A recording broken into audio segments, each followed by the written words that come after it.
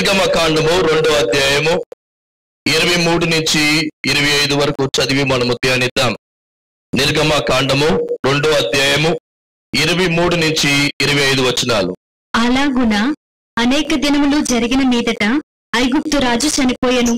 ఇశ్రాయేలీలు తాము చేయుచున్న వెట్టి పనులను బట్టి నిట్టూర్పులు విడుచుచు మొదపెట్టుచుండగా తమ వెట్టి పనులను బట్టి వారు పెట్టిన మొర దేవుని యొద్దకు చేరెను. కాగా దేవుడు వారి మూలుగును విని అబ్రహాము, ఇస్సాకు, యాకోబులతో తాను చేసిన నిబంధనను జ్ఞాపకం చేసుకొనెను. దేవుడు ఇశ్రాయేలీయులను చూచెను. దేవుడు వారి యందు లక్ష్యముంచెను. దేవునికి స్తోత్రం. హల్లెలూయా. ప్రియమైన దేవుని బిడ్డలారా, ఈ వచనాల్లో చూసినట్లయితే 5 ప్రాముఖ్యమైన విషయాలు మనము చూడొచ్చు. మొట్టమొదటిగా ఇశ్రాయేలు ప్రజలు లేకపోతే ఐగుప్తీయులు వాళ్ళు జీవం కలిగిన దేవుణ్ణి మొరపెడుతున్నారు.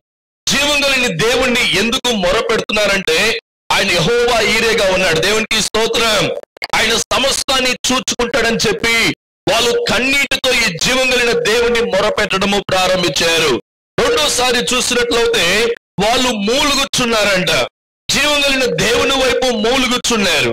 ఒకటి విన్నపాలు తెలియపరిచారు, రెండోది వాళ్ళు మూలుగుచున్నారు. మూలుగడం అన్నప్పుడు చాలా భయంకరమైన పరిస్థితి. ఏడుపులో ఆ యొక్క దుఃఖములో పై స్థానం ఏదంటే హైయర్ లెవెల్ ఏదంటే మూలగడం అన్నమాట. మూలుగడం. ఇంక ఏడుపు రావట్లేదు, ఇంకా హృదయంలో నుంచి దుఃఖము. ఇక ఐగుప్తు దేశ ప్రజలు దేవుని వైపు కన్నీళ్లు కారుస్తున్నారు. మూడో విషయం ప్రాముఖ్యంగా ఇక్కడ చూసినట్లయితే దేవుడు చేసిన నిబంధనని ఇక్కడ మనకి మరలా దేవుడు గుర్తు చేసుకుంటున్నాడు. దేవుడు ఏమి నిబంధన చేశాడు? దేవుడు అబ్రహాముకి, ఈసాకి, యాకోబుకి దేవుడు ఒక నిబంధన చేశాడు. ఎందుకంటే ఆయన నిబంధనని నెరవేర్చే దేవుడు గనుక ఆయన యెహోవా నిసిగా ఉన్నాడు. అద్భుతమైన విషయాన్ని మనము చూడొచ్చు. నాలుగో విషయము చూసినట్లయితే వెంటనే దేవుడు ఆ నిబంధన గుర్తు చేసుకుని వెంటనే ఆయన దృష్టిని ఆయన ఐగుప్తీయులు ప్రజలకి మీదకి వచ్చింది. ఆ ఎబ్రీయులు భయపడుతూ వాళ్ళు బాధపడుతూ కష్టాలు పడుతుండగా వెంటనే దేవుని యొక్క దృష్టి ఆ యొక్క ఇశ్రాయేలు ప్రజల పిల్లలందరి మీదకి వచ్చిందని బైబిల్ చెప్తూ ఉంది. అంటే యెహోవా ఆయన ఎలాంటి దేవుడు అంటే ఎల్ రోయి అంటే సమస్తాన్ని ఆయన మనల్ని చూసే దేవుడుగా ఉన్నాడు. ఆయన చూచుచున్న దేవుడే ఉన్నాడనే విషయాన్ని మనము చూడొచ్చు. ఐదోది ఆయన గుర్తు చేసుకున్నాడంట. ఆయన నిబంధనల్ని స్థిరపరిచాడనే విషయాన్ని మనము చూడొచ్చు. దేవుని బిడ్డలారా, యెహోవా నిసి. యెహోవా నిసి అంటే దేవుడు మన కొరకై యుద్ధము చేయబోతున్నాడు. ఈ యొక్క ప్రాముఖ్యమైన ఈ వచనము ఏ గ్రంథంలో రాయబడినట్లయితే నిర్గమకాండంలో రాయబడింది. నిర్గమకాండముకి మీరు వచ్చినట్లయితే ప్రాముఖ్యంగా దాదాపు 7 విషయాలు ఇక్కడ మనము నేర్చుకోవచ్చు. నిర్గమకాండము రాసింది ఎవరంటే మోసే అన్నమాట. మోసే రాసిన 2వ పుస్తకం పేరు నిర్గమకాండము. ఈ యొక్క నిర్గమకాండములో 7 విషయాలు ఏంటంటే నిర్గమకాండము అనే మాటకి అర్థం ఏంటంటే బయటికి తీసుకురాబడిన వారు. Exodus means the going out or departed from the city. అంటే ఆ యొక్క ఉన్న ప్రాంతం నుంచి బయటికి రావడం అన్నమాట. కాబట్టి నిర్గమకాండము ఎందుకు పెట్టారంటే ఆ యొక్క ఇబ్రీయులు ఆ యొక్క ఐగుప్తు దేశంలో బానిసలుగా ఉన్న వాళ్ళని దేవుడు బయటికి తీసుకుని వచ్చాడని గనుక దానికి నిర్గమకాండం అని పేరు పెట్టడం జరిగింది. ఇది రాసింది మరలా చెప్తాను మోసే రాశాడు. మోసే రాసిన 2వ పుస్తకం అన్నమాట. ఈ యొక్క పుస్తకంలో మిగతా 6 ప్రాముఖ్యమైన పాత్రలు ఏంటంటే ఇశ్రాయేలు ప్రజలు ఐగుప్తు దేశం నుంచి బయటికి రావడము 2వ విషయము. 3వ విషయం ఏంటంటే దేవుడు వాళ్ళని స్వస్థపరచడము. దేవుడు వాళ్ళకి ఆయన ఆజ్ఞలు దేవుడు ఆ యొక్క ధర్మశాస్త్రము వాళ్ళకి ఇవ్వడము జరిగింది. 4వ విషయం జాగ్రత్తగా చూసినట్లయితే దేవుడు వాళ్ళతో నిబంధన చేశాడు. ఈ పుస్తకం అంతా చదివితే దేవుడు వాళ్ళతో నిబంధనలు చేస్తున్నాడు. దేవుడు వాళ్ళని ఎలాగో ఆశీర్వదించబోతున్నాడు. మరలా ఆయన అబ్రహాము, ఈసాకు, యాకోబుకి చెప్పిన వాగ్దానాల్ని దేవుడు నెరవేర్చడానికి ఆలోచించాడు. అది మాత్రం కాకుండా వాళ్ళు బయటకు వచ్చిన తర్వాత వాళ్ళు యాత్రలో సాగారు. కాబట్టి ఆ యొక్క 5వ విషయం ఏంటంటే వాళ్ళు యాత్రలో సాగారు. ఆ ఎడారిలో ఆ యొక్క మైదానంలో వాళ్ళు నడుచుకుంటూ వెళ్ళారు. 40 సంవత్సరాలు వాళ్ళ యాత్ర గురించి ఇక్కడ రాయబడింది. ఆ తర్వాత దేవుడు మోసేతో మాట్లాడి దేవుడు అన్నాడు, నువ్వు నాకు వరకే ప్రత్యక్ష గుడారము కట్టాలి, దాని యొక్క కొలతలు ఇవ్వని చెప్పినప్పుడు ఈ నిర్గమకాండములోనే ఆ ప్రత్యక్ష గుడారం ఒక మహిమని ఆ యొక్క మోసే చూడడానికి అక్కడ దేవుడు కృప చూపించాడు. ఆ యొక్క 7వ విషయము ప్రాముఖ్యంగా ఏంటంటే దేవుడు మోసేని ఒక అడ్మినిస్ట్రేటర్ గా పిలిచాడు కానీ యాజకుడుగా మోసేని దేవుడు పిలవలేదు. అందుకని ఆరోను మోసే వాళ్ళ సహోదరుని ఆ ప్రాంతానికి ఆ యొక్క ప్రత్యక్ష గుడారానికి దేవుడు తనని యాజకుడిగా, మొట్టమొదటి యాజకుడిగా, లేవీలో మొట్టమొదటి వ్యక్తిగా దేవుడు ఆ కుటుంబాన్ని దీవించాడనే విషయాన్ని మనము చూడొచ్చు. ఈ యొక్క మొదటి అధ్యాయం నుంచి మీరు చూస్తూ వచ్చినప్పుడు ఆ యొక్క ఫరో రాజు చనిపోయిన తర్వాత యోసేపు జీవితంలో దేవుడు అద్భుత కార్యాలు చేశాడు. యోసేపుతో దేవుడు మాట్లాడాడు, ఆయన కళలు చూపించాడు. కళలు కనేవాడు అని వాళ్ళ సహోదరులు చాలా బాధపడేవారు. ఎవరైతే కళలు కంటారో వాళ్ళు చూసి ప్రజలు నవ్వుతూ ఉంటారు. కళలు కనడం మాత్రం కాదు, కళల వైపు మనము పరిగెత్తాలి.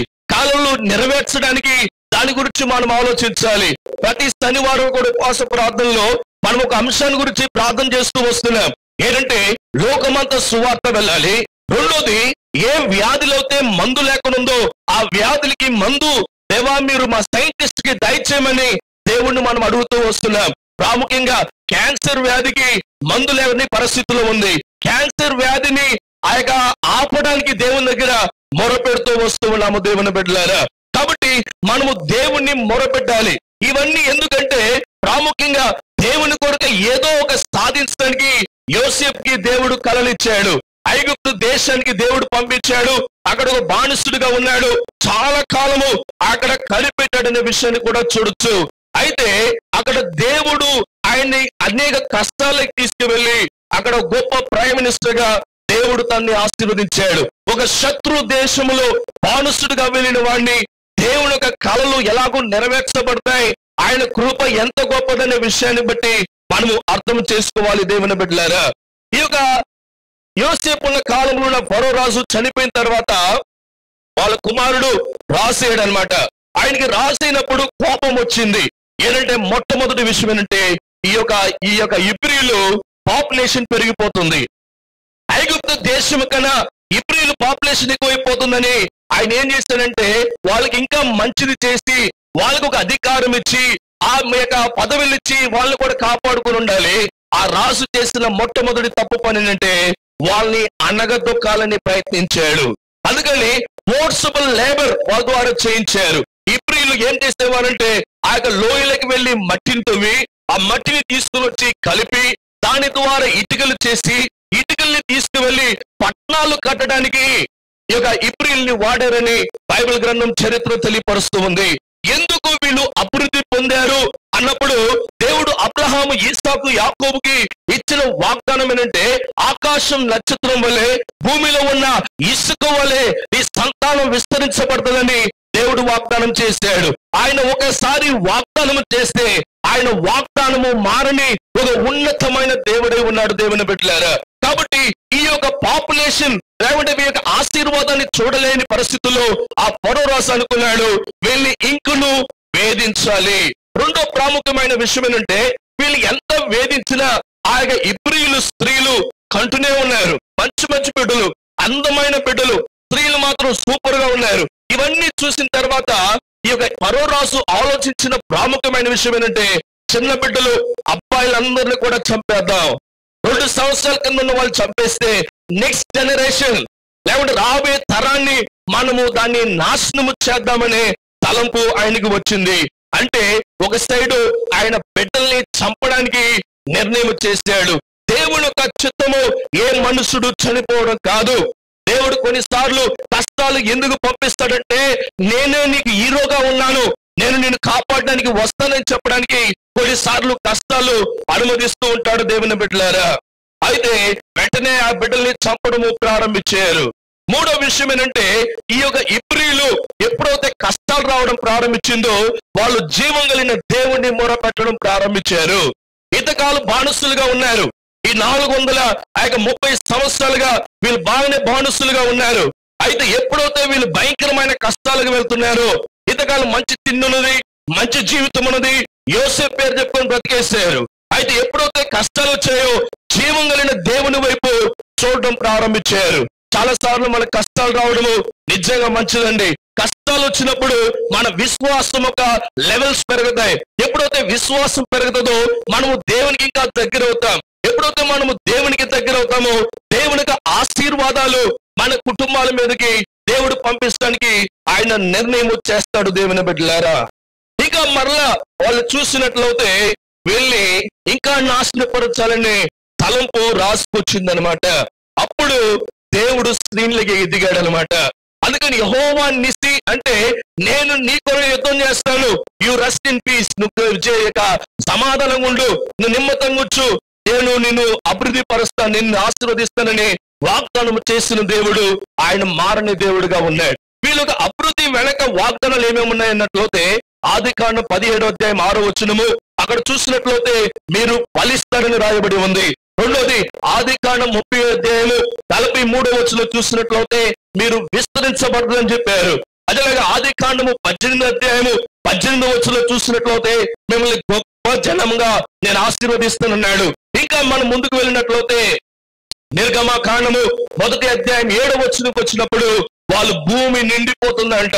అంటే మన దేవునికి ఆశీర్వాదాలు ఎలాగుంటాయంటే నిండి పొరులిపేదిగా ఉంటది.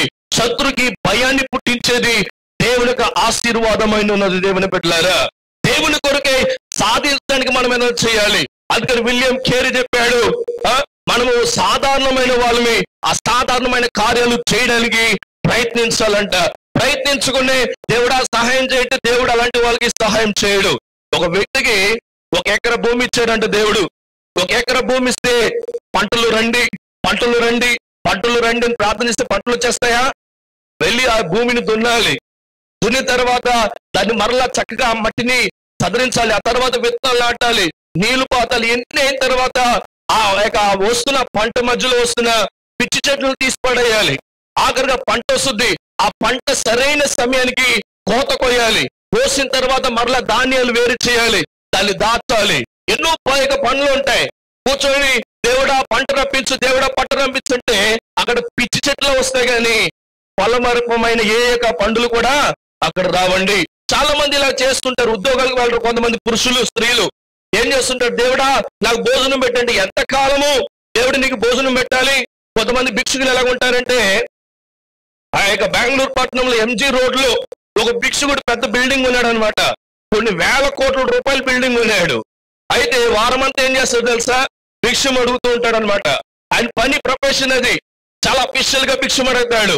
అంత అయిన తర్వాత కారులో కూర్చొని ఇంటికి వెళ్తాడు అనమాట. మంచి రెస్టారెంట్ కి వెళ్ళి భోజనం చేస్తాడు.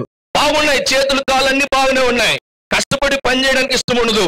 అడుక్కుని తినే పరిస్థితుల్లో కొంతమంది ఉంటారు. దేవుడు మనల్ని కష్టపడమని కోరుతాడు. దేవుడు కష్టపడి మనము పైకి రావాలి. మనము కష్టపడి పైకి వచ్చినప్పుడు దేవుడు మనల్ని ఆశీర్వదిస్తాడు. ఉచితంగా వచ్చింది ఉచితంగా పోతుంది. దేవుడిచ్చిన కష్టపడతమైన దేవునికి నమ్మకంగా సంపాదించింది మనతో నిలబడుతుంది. దేవునికి స్తోత్రం. హల్లెలూయా. నమ్మిన వాళ్ళకి బిగ్గరగా హల్లెలూయా చెప్పండి. హల్లెలూయా. చూడండి, ఈ ఇబ్రీయులు గురించి మనం జాగ్రత్తగా చూసినట్లయితే దాదాపు 430 సంవత్సరాలు ఐగుప్తు దేశంలో వాళ్ళు ఉన్నారు. బైబిల్ గ్రంథంలో కొంతమందిని చూసినట్లయితే నోహు 120 సంవత్సరాలు దేవుడు చెప్పిన వర్షం గురించి కనిపెట్టాడంట. ఎన్ని సంవత్సరాలు? 120 సంవత్సరాలు ప్రార్థన చేస్తూనే వచ్చేయాలంటారు కొంతమంది. కొన్నిసార్లు దేవుడు మనకి సహనం కావాలి. నిన్నే LKG చేసి దేవుడా వెంటనే రేపైనా డాక్టర్ చేయాలంటే ఆ ఆపరేషన్ చేసే వాళ్ళు అందరూ చచ్చిపోతారు అనమాట. కాబట్టి మనం ప్రార్థన కూడా చాలా జాగ్రత్తగా చేయాలి. మనం చాలా జాగ్రత్త కలిగిన ప్రార్థనలు చేయాలి. దానికి దేవుడు సమయం ఉంది. వెంటనే రావాలంటే అది అపాయంతో కూడిన సమస్యగా నీకు మారుతుంది. దేవుడు ఒకేసారి దేవుడా నాకు 10 కోట్ల రూపాయలు ఇవ్వంటే ఒకేసారి నెత్తి మీద పెడితే ఏమవుతావు? డబ్బులు నిన్ను చంపేస్తుంది. అంత వెయిట్ నువ్వు తట్టుకోలేవు. ఫస్ట్ 100 రూపాయలు ఖర్చు చేయడం నేర్చుకో. దేవుడు నిన్ను ఎలాగో ఆ 100 రూపాయలను ఎలాగో చేస్తామని చూస్తాడు. దాని ద్వారా దేవుడు ఉన్నతమైన ఆశీర్వాదాలకి కర్తలుగా నియమిస్తాడు. నోహు 120 సంవత్సరాలు కనిపెట్టాడు.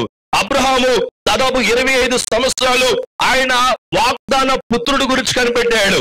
ఇస్మాయిల్ గురించి కాదు, దేవుడిచ్చిన ఈసాకు గురించి ఆయన కనిపెట్టాడని బైబిల్ చెప్తూ ఉంది. యోసేపు గురించి చూసినట్లయితే ఆయన చేయని తప్పుకి ఆ పోతిఫర్ భార్యతో తప్పు చేశాడని అబద్ధ సాక్ష్యం చెప్పి ఆయన జైలుకి వేసినప్పుడు దాదాపు 14 సంవత్సరాలు జైలు పాలయ్యాడు. జైలు పుట్టు తిన్నాడు, జైల్లో ఉన్నాడు. దేవుని బిడ్డలారా, అన్ని ఈజీగా వస్తాయి ఆశీర్వాదాలు అంటే అబద్ధం అండి. చాలా కష్టపడాలి, చాలా నిందలు వస్తాయి, చాలా అవమానాలు వస్తాయి. అందరూ కాలు లాగడానికి చూస్తారు కానీ ఎవరు కూడా పైకి ఎత్తడానికి చూడరు. మనము జీవించే లోకము అలాంటిది. అది మనుషుల హృదయంలో కాదు, మన రక్తములను అలాంటి ఆ యొక్క స్వభావం సైతాన్ని పెట్టేసాడు. ఎప్పుడైతే మనము పాపంలో పడిపోయామో మనం ఎప్పుడు కూడా చెడుగానే ఉంటాం. మనం మంచిది చేయడానికి వెళ్ళినా కూడా ఆ చెడు తలంపులు, ఉదాహరణకి నీ ఇంటిలో ఒక వ్యక్తి అభివృద్ధి పొందుతున్నాడు అనుకోండి, వెంటనే ఆయన తొక్కేయాలి, వెంటనే ఆయన గురించి నిందలు వేయాలి. అది అన్న కావచ్చు, తమ్ముడు కావచ్చు, చెల్లి కావచ్చు, అక్క కావచ్చు. వాళ్ళు అభివృద్ధి పొందుతుంటే వెంటనే వాళ్ళ గురించి ఏదైనా చెప్పేయాలి, లేకుంటే వాళ్ళ గురించి ఏదైనా మాట్లాడుకుని ఉండడం.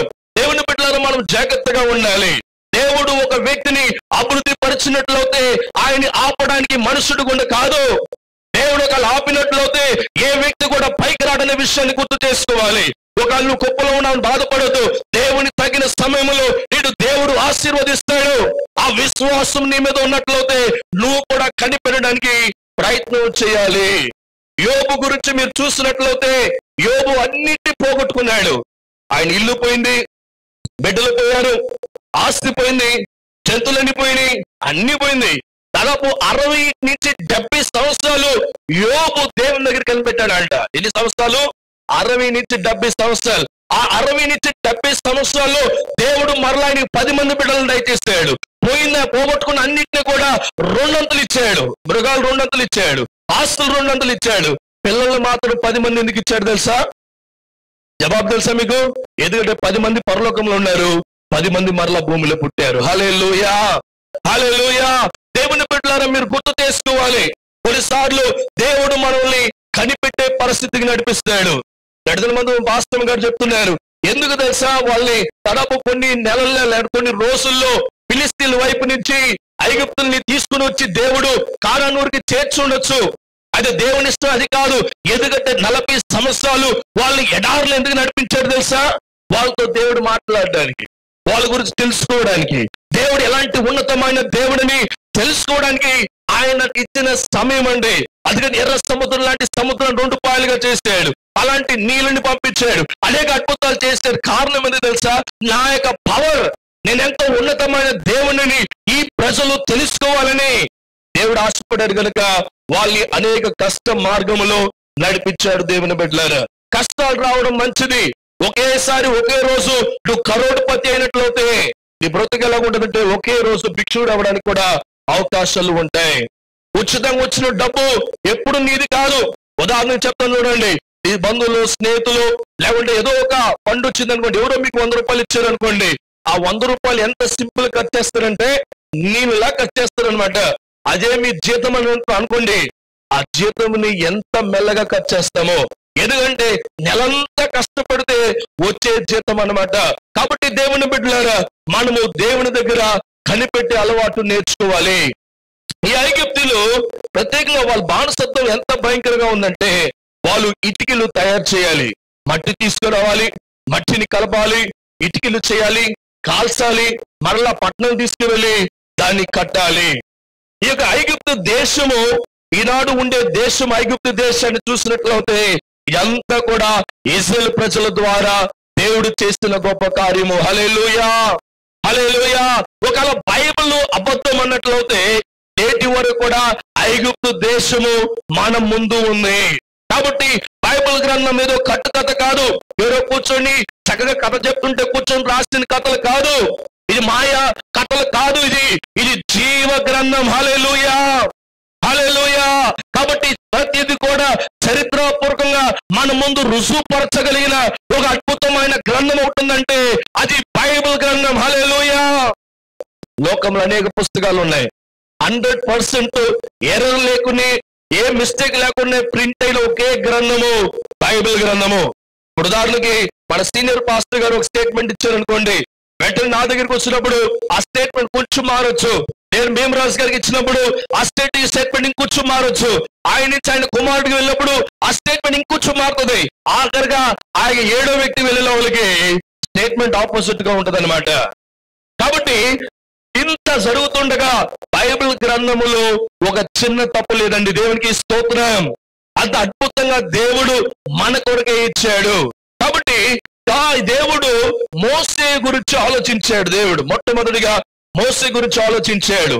ఈ ప్రజలు ఏడుస్తున్నప్పుడు వాళ్ళకి ఒక నాయకుడిని దేవుడు దయచేయాలి. ఎందుకంటే ఆయన యెహోవా ఈరేగా ఉన్నాడు. అందుకని మోసేని దేవుడు ఎన్నుకున్నాడు. అనేక వందల మంది ఆ బిడ్డలు చనిపోతుండగా మోసే తల్లి ద్వారా దేవుడు కాపాడాడు. మోసే అంటే నీటిలో నుంచి తీయబడిన వాడు. ఈ మోసేని దేవుడు అద్భుత రీతిగా కాపాడి ఆయన్ని పరో కుమార్తె చేతికి అప్పగించి పెంచమని చెప్పి ఎక్కడైతే చట్టం వచ్చిందో ఆ చట్టాన్ని ముగించడానికి దేవుడు ఆ కుటుంబంకి ఈ వ్యక్తిని పంపించాడు. దేవుడు అనుకుంటే ఏమైనా చేయగలడు. దేవుని బిడ్డలారా, ఒకవేళ ఇదిన ముందు నీకు అన్ని కూడా ద్వారాలు మూయబడింది అనుకుంటావేమో, మూయబడిన ద్వారం కన్నా పెద్ద ద్వారం దేవుడు నీకు తెరవబోతున్నాడు. హల్లెలూయా, హల్లెలూయా. మనము భయపడకూడదండి. దేవుడు ఒక ప్రీ ప్లాన్ పెట్టాడు మోసేకి. అందుకని మోసే ఏం చేశాడంటే శత్రువు దగ్గర ఉండి నేర్చుకోమని చెప్పాడు. శత్రువు ఒక ఇంటిలో ఉండి మంచి చదువు నేర్చుకున్నాడు. మోసే చక్కగా ఒక గొప్ప ప్లాన్ పెట్టాడు. ఎప్పుడైతే ఈ యొక్క ఇబ్రీలకి శ్రమలు ఎక్కువైపోతున్నాయో దేవుడు స్క్రీన్లోకి రావడం ప్రారంభించాడు. దేవుని బిడ్డలారా, ఆది సంఘము కూడా ఆనాడు సౌలు అనే చెప్పబడిన ఆ వ్యక్తి సంఘాన్ని వేధించినప్పుడు సంఘం ఒక సరిహద్దులు విశాలపరచబడింది. సంఘములో శ్రమలు రావాలి, సంఘములో సమస్యలు రావాలి. దాని ద్వారా సంఘము ఇంకా విస్తరించబడుతుంది. హల్లెలూయా. శ్రమలు రావాలి. శ్రమల మధ్యలో వెళ్ళడానికి మనము సిద్ధంగా ఉండాలి. దేవుని బిడ్డలారా, ఏదైనా కానీ ఉచితంగా వస్తే అది ఉచితంగా వచ్చింది ఏది కూడా విలువై ఉండదు. కష్టపడాలి. కష్టపడుకుని ఏది వచ్చినా అది విలువ ఉండదనే విషయాన్ని అర్థం చేసుకోవాలి. రెండో విషయము, ఒక నాయకుడిని దేవుడు తయారు చేసేటప్పుడు ఆ యొక్క శత్రువు యొక్క ప్రతి ఆలోచన కూడా దేవుడు నేర్పిస్తాడు. దేవుడు ఎంత అద్భుతమైన దేవుడు అంటే మోసేని మరో ఇంట్లో ఉండి ఆయన సొంత ఇంట్లో ఫోన్ చేస్తూ ఆయన విషయాలన్నీ కూడా తెలుసుకోమన్నాడు. ఎంత అద్భుతం చూడండి. దేవుడు ప్రతి వారికి కూడా ఒక ప్రణాళిక దేవుడు పెట్టి ఉన్నాడు. ప్రతి వారికి కూడా ఒక భవిష్యత్తు ఉందనే విషయాన్ని ఆలోచించాలి మీరు. దేవుని బిడ్డలారా, ఇంకా ఇంత చక్కగా చదువుకున్నాడు మోసే. కొన్ని శ్రమల్లోకి వెళ్ళాడు. దేవుడు ఎన్ని ప్లాన్ చేశాడు. మోసేని ఐగుప్తు దేశం నుంచి దూరపరిచాడు. కారణం ఎందుకు తెలుసా? మోసే ధనవంతుడిగా ఉన్నాడు. మోసే అన్ని విషయాలు కూడా గొప్పోడుగా ఉన్నాడు. అయితే మోసేకి ఒక విలువ అర్థం కావాలి. ఏంట విలువ అంటే గొర్రె యొక్క విలువ. గొర్రె యొక్క విలువ ఎంత గొప్పదని మోసే అర్థం చేసుకోవడానికి దేవుడు ఒక గొర్రెల కాపరిగా చేశాడు. యెహోవా నా కాపరి అని చక్కగా దావీదు రాశాడు. యేసు ప్రభు వారు చెప్పాడు, నేను మంచి కాపరినే ఉన్నాడు. మంచి కాపరి తన గొర్రెలు తన స్వరాన్ని వింటదన్నాడు. దేవుని బిడ్డలు అద్భుత రీతిగా మోసే ఒక గొర్రెల కాపరవడం ద్వారా ప్రతి గొర్రె యొక్క స్వభావాన్ని తెలుసుకున్నాడు. ఆ గొర్రెని ఎలాగో తన వైపు మళ్లించుకోవాలని నేర్చుకున్నాడు. ఆ గొర్రె పిలుస్తేనే చక్కగా తను చెప్పిన ప్రాంతాన్ని వెళ్ళడానికి సిద్ధపరచుకున్నాడు. దేవుడు కొన్ని వేల మందిని నడిపించక ముందు దేవుడు చిన్న మందునిచ్చి దీన్ని నువ్వు పోషించమని దేవుడు చెప్తాడు. ఈ చిన్న మందుని నడిపించి చూడమని చెప్తాడు. దేవుడు చిన్న దాంట్లో మనం నమ్మకంగా పనిచేసినప్పుడు దేవుడు ఉన్నతమైన కార్యాలు మనకు చూపున్నాడు. దేవుడికి స్తోత్రం. హల్లెలూయా. మన దేవుడు అద్భుతాలు చేసే దేవుడు అండి. మోసేని అద్భుత రీతిగా ఒక కొంతమందినిచ్చి వెంటనే అన్నాడు. మామగారు చెప్పారు, బాబు నా దగ్గర కొన్ని గొర్రెలు ఉన్నాయి, నువ్వు మేసి దాన్ని ఫలించుకొని చెప్పాడు. అలాగనే ఈ మోసే ఏం చేశాడు? అక్కడ నేర్చుకున్న పెద్ద పెద్ద చదువులు యూస్ అవుతాయా? ఇంజనీరింగ్ డాక్టర్ వెళ్ళి ఆ యొక్క గొర్రెలు కాస్తుంటే ఎలా ఉంటుంది? అక్కడ వెళ్ళి ఈ యొక్క గొర్రెలకు వెళ్ళి ఈ ఇంజెక్షన్ వేస్తే బాగులు, లేకపోతే ఇలా చేస్తే బాగులంటే ఎలా ఉంటుంది? కాబట్టి ఒక గొర్రెల కాపరవ్వాలంటే గొర్రెల గురించి తెలుసుకునే స్థాయికి దిగాలన్నమాట. అది గొర్రెల కాపరి అవుతారు. ఎవరో పెద్ద కుర్చీలో కూర్చొని కింద చూస్తే ఇష్టపడవు గొర్రెలు. గొర్రెలతో కలిసి వెళ్ళాలి, గొర్రెలతో నడవాలి, గొర్రెలతో కూర్చోవాలి, గొర్రెలతో మాట్లాడాలి, గొర్రెల కష్టాలు చూడడం మోయాలి. గొర్రెలు పిల్లలు కన్నప్పుడు ఆ తల్లిని చూసుకోవాలి, బిడ్డని చూసుకోవాలి. బిడ్డని భుజం మీద వేసుకుని తీసుకుని వెళ్ళాలి. తల్లిని పక్కన పెట్టుకొని ఆ కనిన తల్లిని ప్రేమించాలి. ఎన్నో పనులు ఉన్నాయి గొర్రెల కాపరికి. మోసేకి దేవుడు అన్ని ట్రైనింగ్ ఆ ఎడారులో ఇచ్చాడు. దేవుని బిడ్డలారా, ఒకవేళ ఈ దినమందు కూడా నువ్వు కూడా మోసేలాగా చిన్న చిన్న ఉద్యోగాలు చేసుకుంటున్నావేమో. నువ్వు చిన్న ఉద్యోగంలో నువ్వు పనిచేస్తున్నాను యజమానుడికి నమ్మకంగా పనిచేయి. రెండు యజమానులు సేవించద్దు, రెండు తలంపులు కలిగి ఉండదు. నీ యజమానుడికి లాభం వచ్చేలాగా పనిచేయి. అప్పుడు దేవుడు నిన్ను ఉన్నతమైన అధికారిగా దేవుడు నియమిస్తాడు. హల్లెలూయా, హల్లెలూయా. దేవుని బిడ్డలారా, అలాగూ దేవుడు ఆయన నడిపిస్తూ ఉండగా దేవుడు ఒక రోజు మోసేని ఆయనతో మాట్లాడాలని దేవుడు నిర్ణయం చేసుకున్నాడు. కొండ ప్రాంతంలో నుంచి మండుతున్న పొదను చూశాడు, అక్కడికి వెళ్ళాడు. మోసే 5 కారణాలు చెప్పాడు. 5 కారణాలు ఏంటంటే, దేవుడా నేను నీ పరిచర్య చేయడానికి నా దగ్గర స్తోమత లేదని చెప్పడానికి 5 కారణాలు చెప్పాడు. ఈ 5 కారణాలను బట్టి ఎస్కేప్ అయిపోదాం దేవుని దగ్గర నుంచి ఎన్నో ప్రయత్నాలు మోసే చేశాడు. మోసే చేసిన మొట్టమొదటి ఆ యొక్క కారణం ఏంటంటే, మీరు చూసినట్లయితే నిర్గమ కాండము 3వ అధ్యాయము 1వ వచనంలో హూ యామ్ ఐ లార్డ్ అంటున్నాడు. నేను ఎవరిని ప్రభువా ఈ పని చేయడానికి? దేవుడు అంటున్నాడు, మోసే నీ యొక్క జోళ్ళని విడిచిపెట్టి నా దగ్గరికి రా, నేను పంపించబోతున్నాడు. ఐగుప్తు దేశంలో ఉన్న నా బిడ్డల్ని నువ్వు బయటికి తీసుకురావాలి అన్నప్పుడు మోసే చెప్తున్న మొట్టమొదటి మాట ఏం తెలుసా? దేవుడా నేను ఎవరిని అని అంటేనే దేవుడు చెప్తున్నాడు అక్కడ మోసే చెప్పే మాట ఏంటంటే, నేను దానికి తగిన వాడిని కాదు. నేను ఎవరిని ప్రభువా? సాధారణమైన వాడిని, గొర్రెలు కాసుకుంటున్నాను, ఊళ్ళో పనిపోయింది, ఆ ఇంట్లో నుంచి నన్ను వెలివేశారు, ఇప్పుడు ఆఖరిగా నేను ఏం చేయాలి? నేను దానికి సిద్ధంగా లేను. నేను ఎవరిని ప్రభువా? సాధారణమైన వాడిని అని చెప్పి అక్కడి నుంచి వెళ్ళిపోవాలని, లేకుంటే ఇంకొక మార్గంలో వెళ్ళిపోవాలని మోసే ఆలోచించాడు. రెండో విషయం మోసే ఆలోచించింది ఏంటంటే, తను మంచి నాయకుడు కాదేమో, తను మంచిగా చేయలేనేమో అని చెప్పి మోసే అంటున్నాడు, దేవుడా ఆ క్వాలిఫికేషన్స్ అన్ని కూడా నాకు లేవు. అది అపోస్తలుడైన పౌలు కొరింథీ సంఘానికి రాసేటప్పుడు అంటున్నాడు, అజ్ఞానుల్ని దేవుడు పిలుస్తాడు. ఎందుకంటే జ్ఞానులకి బుద్ధి చెప్పడానికి, సాధారణమైన వాళ్ళని అసాధారణమైన పనులు చేయించడానికి దేవుడు పిలుస్తున్నాడు దేవుని బిడ్డలారా. కాబట్టి ఆయన చెప్తున్నాడు, నన్ను పెద్ద ఐడెంటిఫై అయిన వ్యక్తి కాదు, సొసైటీలో పెద్దగా తెలిసిన వ్యక్తిని కాదు, నేను ఎందుకు ప్రభువా అని మొట్టమొదటి కారణం చెప్తున్నాడు. రెండో కారణము ఏమంటున్నాడంటే, 3వ అధ్యాయం నిర్గమకాండం 3వ అధ్యాయం 13వ వచనంలో చూస్తున్నట్లయితే హూ ఆర్ యు అంటున్నాడు. దేవుడా నీ ఎవరు? అయ్యా నీ ఎవరు అని అడుగుతున్నాడు. కారణం ఎందుకంటే ఆయనకి దేవుడి గురించి తెలియదు. దేవుడి గురించి, దేవునితో సంబంధం లేని వ్యక్తిగా ఉన్నాడు. దేవుడి గురించి ఎక్కువగా తెలిసిన వ్యక్తి కాదు.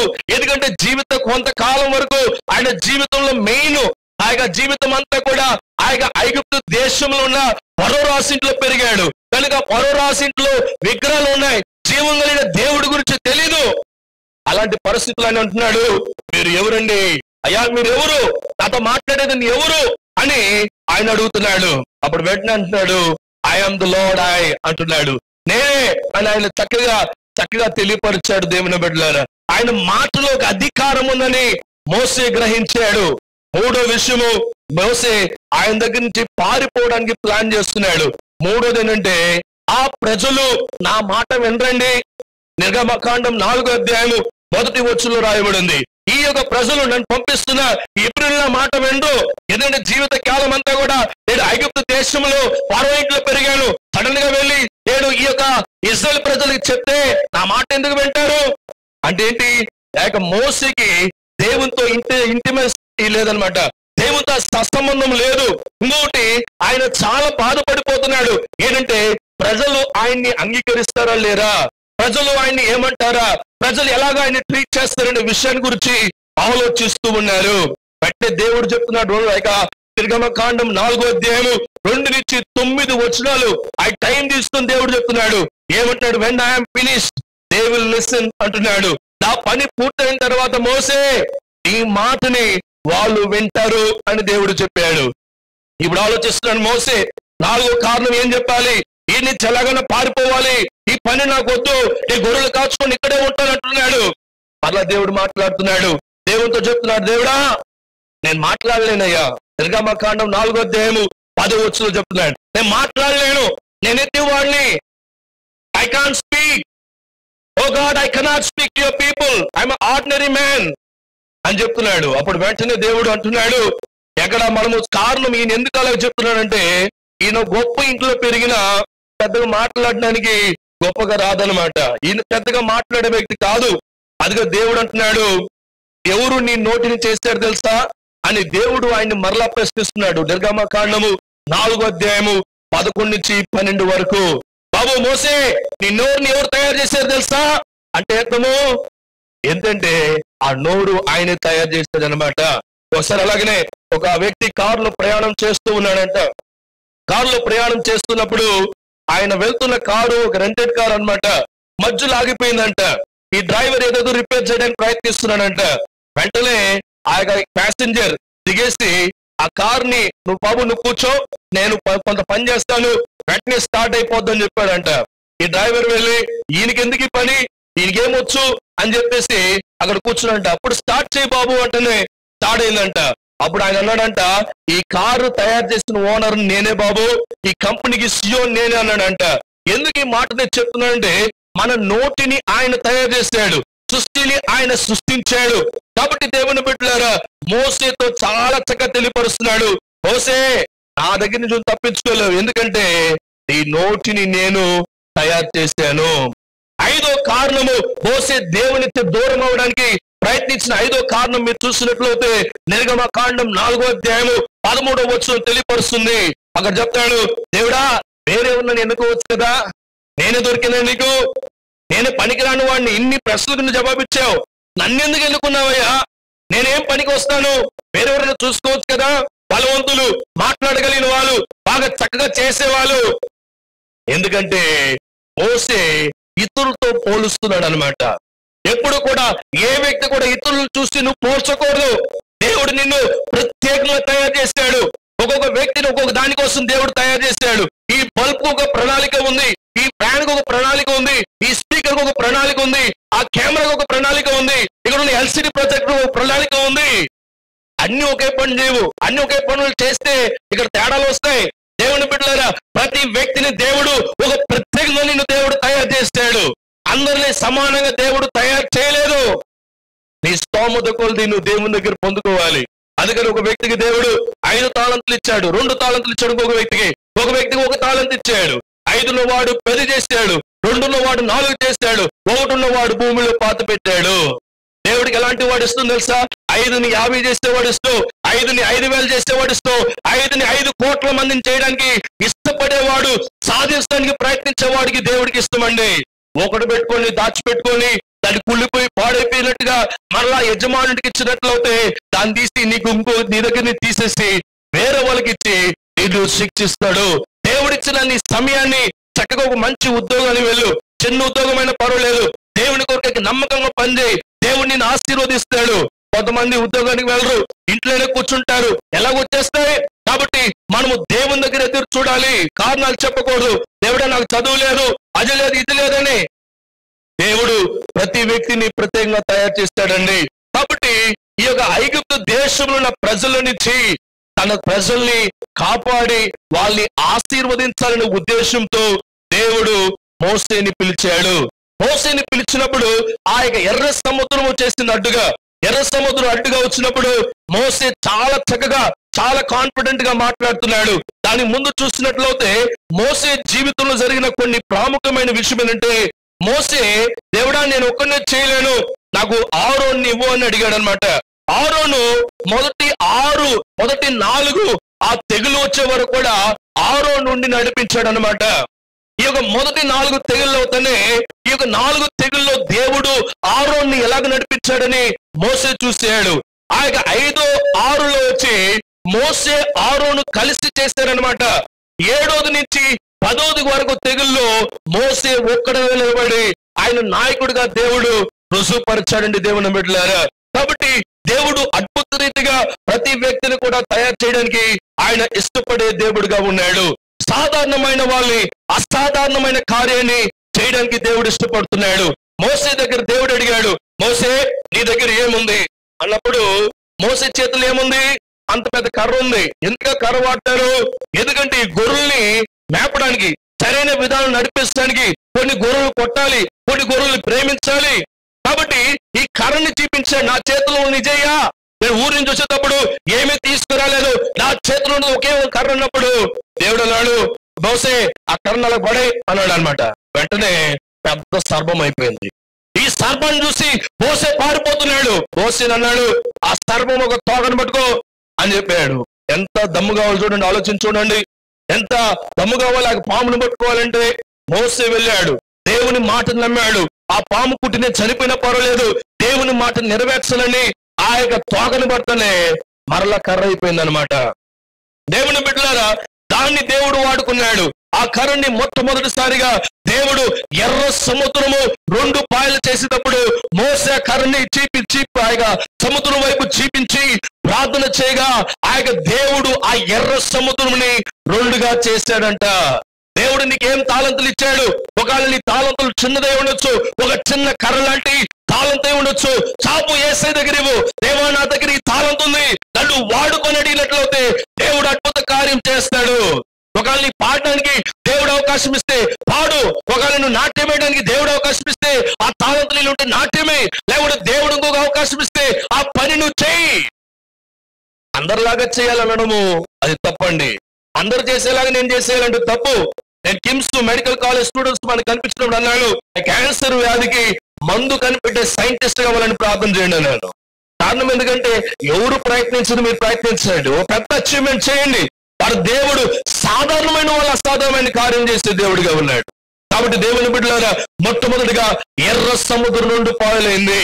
ఈ కర్ర ద్వారా రెండోసారి మీరు చూసినట్లయితే ఆ కర్రని మరలా ఆ సముద్రం వైపు చూపగా మరో సైన్యం అంతా దాంట్లో ఉండగా మరలా సముద్రం ఒకటిగా అయిపోయిందంట. అంటే సాధారణమైన కర్రే, అయితే ఆ చిన్న దాని ద్వారా ఆ సైన్యం అంతా కూడా నాశనమైంది. దేవుడు ఆయనకు వాగ్దానం చేసినట్టుగా ఇశ్రాయేలు ప్రజలు చూసి మోసే అన్నాడు, ఈ రోజు చూస్తున్న ఐగుప్తులు రేపు మన ముందు ఉండరు అన్నాడు. ఆ మాటని దేవుడు రుజుపరిచాడు, నెరవేర్చుకున్నాడు. అది మాత్రం కాకుండా ఆయన పరలోకం నుంచి మన్నా రావడానికి ఆయన మోసే కర్రని వాడాడు. అది మాత్రం కాకుండా వాళ్ళు నీళ్లు కావాలన్నప్పుడు ఆ సాధారణమైన కర్రని వాడినప్పుడు నీళ్లు వచ్చిన దేవుని బిడ్డలారా, సాధారణమైన వాళ్ళని, సాధారణమైన ఒక చిన్న టాలెంట్ ని దేవుడు ఒక పెద్ద ఆశీర్వాదకరంగా మారుస్తాడు. మన ఇండియా దేశంలో దోమలు చంపడానికి బ్యాట్ ఉంది, మీరు చూసారా? విదేశాల్లో ఎక్కడ కూడా లేదు. మన ఇండియాలో అది ఎక్కడో కనిపెట్టారు, ఏం చేస్తారు కానీ అద్భుతమైన మెషిన్ అవి చేశారు. ఇండియా అంతా కూడా పెద్ద వ్యాపారం అండి, అది పెద్ద వ్యాపారం, $1 బిలియన్ బిజినెస్ వెళ్ళొచ్చు. అంత పెద్ద వ్యాపారం. ఒక చిన్న తాళంతో, ఒక చిన్న ఐడియా ఒక పెద్ద అచీవ్మెంట్ ని చేసింది. దేవుడు నీకు ఒక చిన్న ఐడియా పెట్టుంటాడు నీ మైండ్ లో. కాబట్టి ఒక ఐడియా తీసుకోండి. దేవుడు ఏదో ఒక ఐడియా మీకు ఇచ్చుంటాడు, దేవుడు ఏదో తాళంతో మీకు ఇచ్చుంటాడు. మోసేకి ఇచ్చిన తాళంతలాగా మీకు ఇవ్వకపోవచ్చు. దేవుడు మీకు ప్రత్యేకమైన అభిషేకం దేవుడు ఇచ్చి ఉన్నాడు. ఓ యవనస్తులా, ఓ యవనస్తులాగా, నీకు ఎలాగో బ్రతకతానని భయపడుతున్నావేమో. ఒకవేళ మీరు ముసలు అయిపోయారు, ఇంక అయిపోయింది మా జీవితం, ఇంక మాకేం తాళతులు ఉన్నాయనుకుంటారేమో. దేవుడు ఈ రోజు నుంచి నిన్ను ఆశీర్వదించాలని ఆయన ప్రత్యేకంగా ఆశపడుతూ ఉన్నాడు దేవుని బిడ్డలారా. కాబట్టి ఒక సాధారణమైన మోసేని దేవుడు ఎంతవరకు నడిపించాడంటే అద్భుత రీతిగా వాళ్ళని నడిపించాడు. ఆ యొక్క ప్రత్యక్ష గుడారాన్ని కట్టడానికి దేవుడు వాళ్ళని ఆశీర్వదించాడు. అది మాత్రం కాకుండా దేవుని యొక్క మహిమ ప్రత్యక్ష గుడారం మీదకి వస్తుండగా ఈయన చక్కగా చూస్తూ ఆనందించాడంట. అలాంటి అభిషేకము, అలాంటి ఆశీర్వాదము ప్రతి వారికి కావాలండి. వాడు దేవుడు అద్భుతాలు చేసే దేవుడుగా ఉన్నాడు. కాబట్టి దేవుని బిడ్డలారా, మీరు లోకాన్ని చూసి భయపడుతున్నారేమో, లోకంలో ఉన్న విషయాన్ని చూసి భయపడుతున్నారేమో. వాడు దేవుడు అద్భుతాలు చేసే దేవుడుగా ఉన్నాడు. మీరు ఆయన వైపు చూడాలి దేవుని బిడ్డలారా. కాబట్టి వీళ్ళు ఏదైతే మొరపెట్టారో దేవుడు ఆయన యెహోవా ఈరేగా ఉన్నాడు. వాళ్ళ సమస్త కార్యాలు ఆ ఎడారిలో వెళ్ళిన ప్రతిరోజు కూడా దేవుడు చూచుకున్నాడు. దేవుని నమ్మి మీరు వచ్చినప్పుడు దేవుడు సమస్తాన్ని చూచుకుంటాడు. రెండో విషయము, దేవుడు వాళ్ళకి సమాధానం దయచేశాడు. యెహోవా షాలోముగా ఉన్నాడు. ఆయన సమాధానం నడిపించాడు. అనేక సమస్యలు వచ్చాయి, దేవుడు సమాధానం దయచేశాడు. సమస్యలు లేని బైబిల్ గ్రంథంలో ఏ వ్యక్తి లేడు. అందరికీ సమస్యలు వచ్చాయి. అందరు గొప్ప గొప్ప మేధావులని బైబిల్ గ్రంథంలో రాయలేదు. అందరికి చిన్న చిన్న తాళంతుని పెట్టి దేవుడు గొప్ప కార్యం చేశాడు. కాబట్టి దేవుని మీద ఆధారపడాలి. యెహోవా షమ్మా, దేవుడు నన్ను స్వస్థపరచు యెహోవా ఆయనే ఉన్నాడు. ఆయన నిన్ను స్వస్థపరుస్తాడు. ఐగుప్తులకి దేవుడు తెగుల నుంచి వాళ్ళని కాపాడాడంటే అర్థం ఏంటి? ఐగుప్తు దేశంలో అందరూ చనిపోతున్నారు. ఇశ్రాయేలు ప్రజల్ని ఆ 10 తెగుల నుంచి కాపాడాడంటే ఏంటి అర్థము? ఆయన స్వస్థపరచు యెహోవా ఉన్నాడు. అందుకని కీర్తనకారుడు చెప్తాడు, ఏ తెగులు నా గుడారం దగ్గరికి రాదు అన్నాడు. ఎంత అద్భుతమైన విషయం చూసారా? యెహోవా నిస్సి అంట. యెహోవా నిస్సి అంటే the lord is my banner. దేవుడే మనకి ధ్వజమై ఉన్నాడు. ఆయన మనకి జయమై ఉన్నాడు. ఆయన మనకి గొప్ప ఆశీర్వాదమై ఉన్నాడు. కాబట్టి ఆయన మీద మనం ఆధారపడాలి. అదేలాగే ఎల్ రోయి అంటే మనల్ని చూచుకున్న దేవుడే ఉన్నాడు. మన సమస్త కార్యాలు ఆయన చూసే దేవుడిగా ఉన్నాడు. దేవుని బిడ్డలారా, ఈ దిన ముందు ఎలాంటి సమస్యలు వెళ్తున్నావో, ఎలాంటి బాధలో నువ్వు వెళ్తున్నావో పరిశుద్ధాత్మ దేవుడు ఆయన నీతో మాట్లాడుతున్నాడు. ఐగుప్తు దేశంలో నుంచి ఇశ్రాయేలు ప్రజల్ని బయటికి తీసుకుని వచ్చి ఉన్నతమైన ఆశీర్వాదములు పాలు తేనె ప్రవేశించున్న దేశంలో దేవుడు వాళ్ళని నడిపిస్తానికి కారణం ఏదో తెలుసా? విశ్వాసంతో మొట్టమొదటి అడుగు వేశారు. విశ్వాసంతో మొట్టమొదటి అడుగు వేశారు. మీరు కూడా ఈ జీవమైన దేవుని నమ్మి, యేసయ్యని నమ్మి నీటి బాప్తిసం పొంది ఆయన కొరకే మీరు సాక్షులుగా జీవించినట్లయితే దేవుడు మీ పట్ల గొప్ప అద్భుత కార్యంని చేయడానికి ఆశపడుతున్నాడు. మీ జీవితాల్లో కూడా, మీ యాత్రలో కూడా దేవుడు గొప్ప కార్యం చేయాలని. ఆ ప్రత్యక్ష గుడారంలో అందరం వెళ్ళలేము, యాజకుడు మాత్రం వెళ్ళగలడు. అయితే యేసు ప్రభు వారి ద్వారా ఈరోజు మనమందరం కూడా ఈ ప్రత్యక్ష గుడారంలో, మన్నా జూబిలీ చర్చని చెప్పబడిన ఈ ప్రత్యక్ష గుడారంలో అతి పరిశుద్ధమైన స్థలంలో నుండి మీతో మాట్లాడడానికి దేవుడు మనకు అర్హత ఇచ్చాడు. ఎలాగిచ్చాడు? యేసు క్రీస్తు శిలువలో కాచిన రక్తం ద్వారా, ఆయన జీవించిన ప్రాణము ద్వారా, ఆయన పునరుత్థానము ద్వారా ఈ శక్తిని మనము పొందుకున్నాం. ఆయన నువ్వు ఎలాగ ఆరాధిస్తున్నావు? అన్ని విషయాలు అయ్యో నేనేమి చేయలేను, నేను పనికిరాని వాడిని, నేను దేనికి పనికిరాని వాడిని అనుకుంటున్నావేమో. ఒకవేళ నీకు చదువు రాకపోవచ్చు, దేవుడు ఇంకొక తాళంతి ఇచ్చుంటాడు. దేవుడు ఒకవేళ నువ్వు చదువుతున్నట్లయితే దేవుడు ఇంకొక తాళంతి ఇస్తాడు. ప్రతి వారికి కూడా దేవుడు సమానంగా తయారు చేశాడు. మీరు ఆయన మీద ఆధారపడండి. దేవుడు గొప్ప కార్యం చేయబోతున్నాడు దేవుని బిడ్డలారా. కాబట్టి ఈ యొక్క మధ్యాహ్న కాల సమయంలో ఒకసారి అందరం కళ్ళు మూసుకుందాం. మనము దేవుని దగ్గర మొర పెడదాం. కొద్ది నిమిషాలు మనము దేవుని వైపు చూద్దాం. మీరు కూడా అనేక పాపాల్లో బానిసలుగా ఉన్నారా? సిగరెట్ తాగుడు ఇతర బానిసలుగా ఉన్నట్లయితే పరిశుద్ధాత్మ దేవుడితో మాట్లాడుతున్నాడు. ఆ యొక్క బానిసత్వం నుంచి దేవుడిని విడిపించాలని ఆశపడుతున్నాడు. యేసు రక్తం ద్వారా కడగబడి నీటి బాప్తిసం పొంది ఒక నూతనమైన వ్యక్తిగా మార్చబడాలని ఆయన ఆశపడుతున్నాడు దేవుని బిడ్డలారా. కాబట్టి పరిశుద్ధాత్మ దేవుడు ఆయన నీతో మాట్లాడుతున్నాడు. యేసును నమ్మినట్లయితే, యేసును విశ్వసించినట్లయితే ఈ మధ్యాహ్న కాల సమయం ముందు ఎలాంటి చిన్న చిన్న తాళంతులు కలిగి ఉన్నా పర్వాలేదు, కానీ దేవుడు నీ పట్ల గొప్ప కార్యముని చేయబోతున్నాడు. మిక్కిలి కనికరం కలిగిన దేవా మీకు వందనాలు. మీ దేవదూతలు మా చుట్టూగా మీరు ఆజ్ఞాపించమన్నావు. ఈ యొక్క నెలంతా, ఈ సంవత్సరాలు, ఈ జీవితాలంతా మా బిడ్డలు వాళ్ళ బిడ్డలు తరాలుగా మీ దేవదూతల్ని మాకు ఆజ్ఞాపించండి. మా చుట్టూగా మీరు కావలి ఉండండి. మాకు సందేశము తీసుకురండి. మమ్మల్ని కాపాడండి. మీ రాకడ వరకు ప్రభువా మమ్మల్ని భద్రపరిచి కాపాడమని యేసు నామములో ప్రార్థిస్తున్నాము తండ్రి. ఆమేన్. మా వివరముల కొరకు రెవరెండ్ ఎర్నెస్ట్ తాతపుడి, మన్నా జూబ్లీ చర్చ్, అమలాపురం. మా ఫోన్ నంబర్ 9006800005 మరియు 9008400005. Our address, Reverend Ernest Tatapudi, Manna Jubilee Church, Amalapuram. Our phone numbers 90006 80005. Also 90008 40005.